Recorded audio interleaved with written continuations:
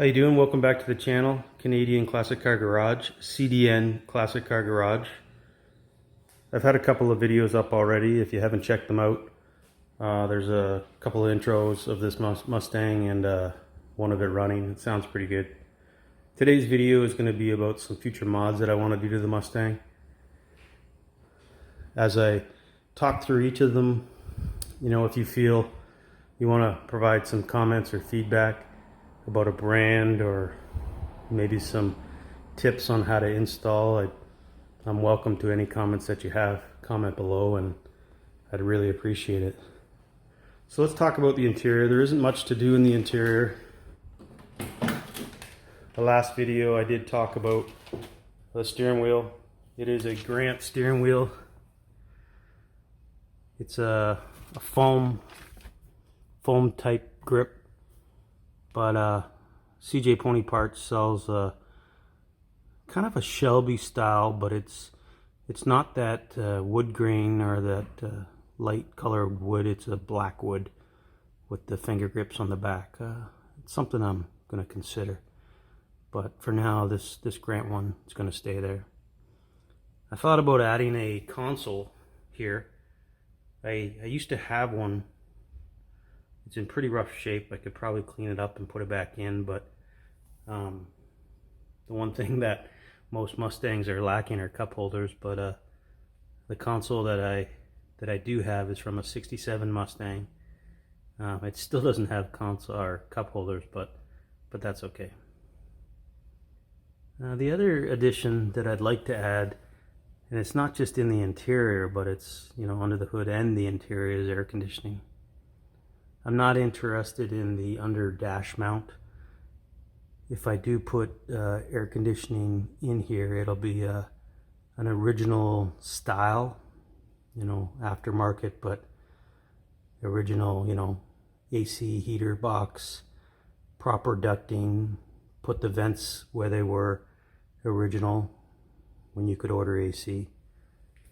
But it's an expensive upgrade, and that might be something I need to save some money for.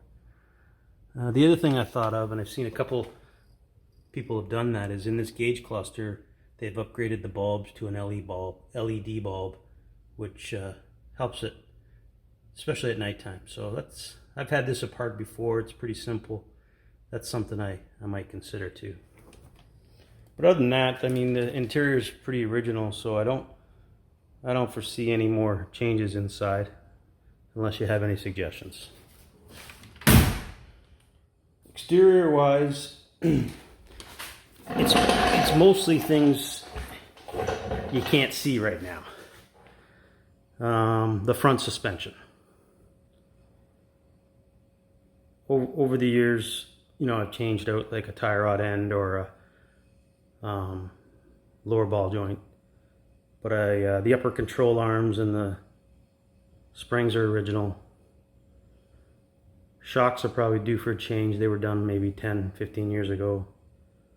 And any of the typical bushings that you have on the front end, on the sway bars, etc. But the other thing I thought about, and it requires a little bit of change to your suspension, is maybe some coilover shocks, and that may be something I consider. But for now, I think I might do it gradually, meaning I might just attempt, the upper control arms first, and then tackle the other things. But like most projects, once you start taking it apart and you've got the upper control arms off, you might as well do the springs, you might as well do the shocks. But that's something I've wanted to do for a number of years. But that too is expensive, but that's definitely within my capability for sure. I can do that type of work. The other thing I've seen a lot of car people on YouTube do is they do the Shelby drop, which takes the upper control arms and you buy a little template, and you can lower the mounting bolts, the holes for the mounting bolts of the upper control arm down by 1 inch, and it was something that they did on Shelby race cars, and a lot of people say it does make the handling and the cornering and keeping more of the tire on the road, especially when you're turning around on a track. I don't know if you'll notice it so much as on the street, but a lot of people have said they've noticed the difference when they've done it. But on the rear, it does have the original leaf springs. You can see them a little bit through the wheel opening there. Again, you can do a full-blown coil over and IRS in the back, but that's way over my capability. And wallet. So I think just doing leaf springs, updating the leaf springs, and that's something I could probably do on my own. I thought about doing a overall 1-inch drop. So if you do get into changing the springs on the front and the leaf springs on the back, you can achieve that 1-inch drop. It might not change the full inch because over time this original suspension is probably sagging a little bit anyways, so it's not at the full height that it was. The only other thing as far as driveline suspension goes is the differential. It is a 8-inch rear end. It's an open differential, meaning, you know, for in layman's terms, when you do a burnout, you only leave one tire mark. So I definitely want to change that to a posi track. I thought about changing to a 9-inch Ford, but these 8-inch are pretty strong, and I've done a little bit of research on, you know, you can change out that third member in the differential and put a track lock or posi lock differential in there, and that's something I think is in my capability. The only thing that I worry about is, like, I don't have a lift, so I'm just working on the floor. I'm working with a jack and jack stands, and that third member's fairly heavy and probably a lot easier to change on a lift. So it's something I'm thinking about, but at the same time, I've priced them, and to get it to Canada, because you can't typically buy that stuff here so I have to get it from the US, and you know, you're talking $1,000 US plus shipping. So it's not a cheap change at all, and I don't want to buy a rebuild kit because I think that's too much for me. I'd rather just swap out the third member that already has a posi track in it. So the only other thing I'm going to talk about today is under the hood. I realized when I was filming my intro and watching the videos back, I was like, geez, this looks a little tired. It needs a refresh. And this isn't difficult to do. I mean, I've already, you know, got some chrome valve covers and a chrome air cleaner and a chrome alternator and new plugs and wires and new cap and new fuel filter, and there's just some things in here that I'd like to change out, and I think that's something I'm going to do in the near future because I got a delivery. I got this box this week from CJ Pony Parts. So let's do an unboxing and see what we got. So, for starters, you probably already saw this. A new washer fluid container. It's a original OEM looking one. The old one I have is pretty yellow, so a new clear one would look pretty good. It also comes with all the new washer hoses that stretch past there and underneath and to the actual washer fluid itself. It doesn't have a pump. It's a manual foot pump and operates by vacuum. I got some hose clamps here. Some more hose clamps. This here is a new solenoid. It's a black one to replace. I'll show you. I've got a blue one on there. So this is a nice black one, just to kind of hide it on that fender well there.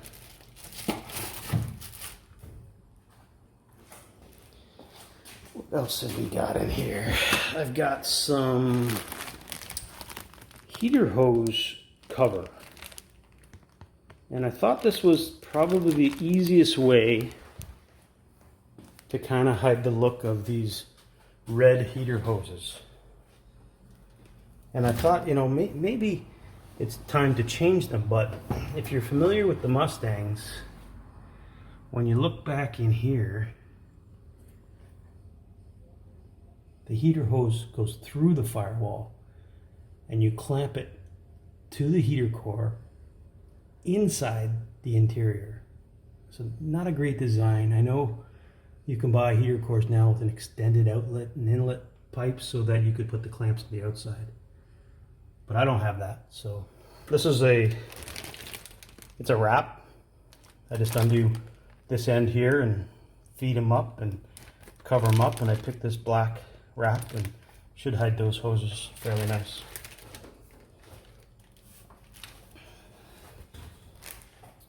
See what else we got here.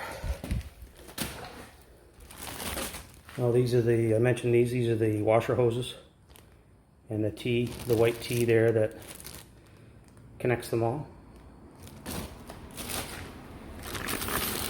Also decided this is the upper lower rad hose and the bypass hose of the water pump.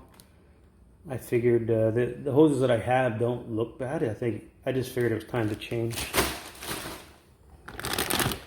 I bought some new battery cable terminals, negative and positive.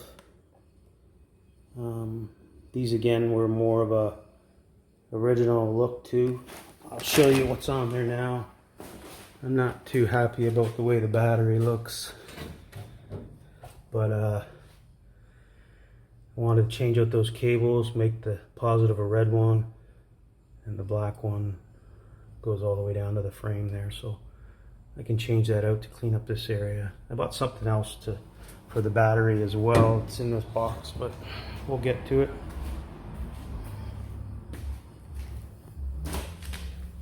Here it is here. This is just a new battery holder. Clamps on top of the battery. It comes with the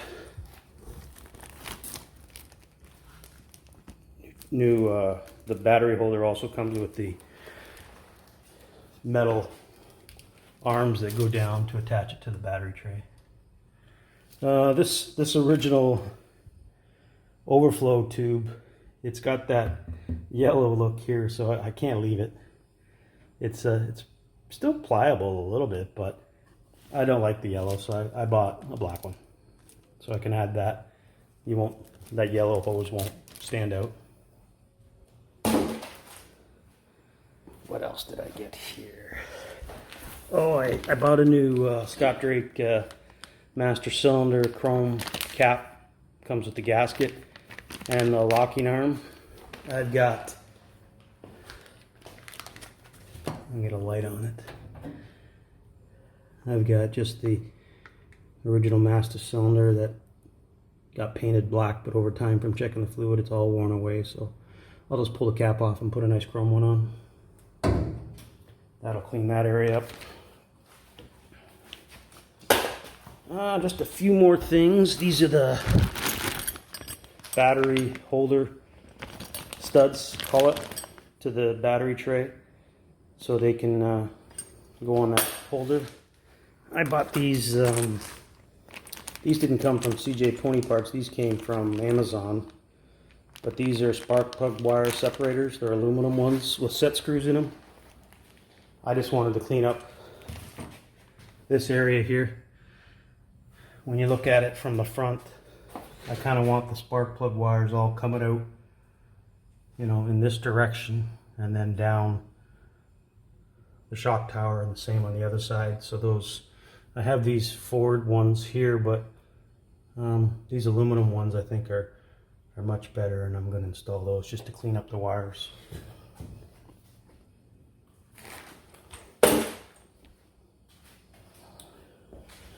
We got a couple of things left.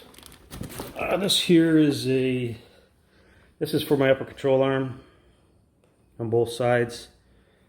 It's to change out the grease fittings on each end to 90s and extends them out. And this is a tool that you can use to remove those fittings. Over the years, I found it very difficult to grease the upper control arms.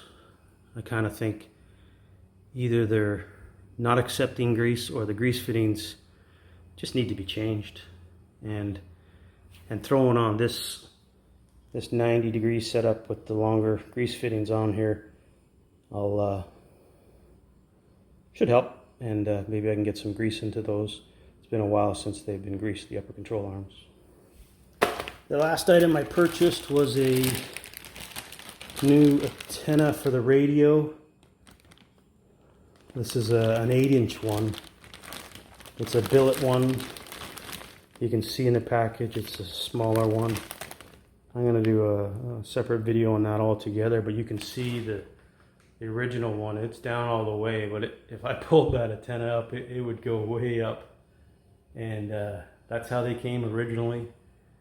I've watched CJ Pony Parts put this one on, and it didn't affect the reception of the radio, and it was much nicer looking. And when you put your car cover on, it's no longer going to be a balancing act trying to get that, because I put a hole in the car cover and a little eyelet over it so that it could slide over there, and I got to use a hockey stick usually just to get it to work. But having this smaller version will make putting on the car cover much easier, and it'll look a lot better. So those are what I got in the mail from CJ Pony Parts, and I'm pretty happy with them. Actually, they can get product shipped here to me in Canada probably in about a week. I mean, of course I gotta do the conversion rate, but it's not too bad. So this is something I'm probably gonna do in the near future. I'll crank out most of these upgrades under the hood all in one video. Like I said, I'll probably do the antenna separately, but that's something to watch for in the future. And like I said earlier, if you've got any comments or if you think there's any other mods that I need to do, I am glad to hear them. Drop a comment below, and I would love to hear from you. Again, this is CDN Classic Car Garage, Canadian Classic Car Garage. Like, share, subscribe. Thanks for watching. Thanks for your time today.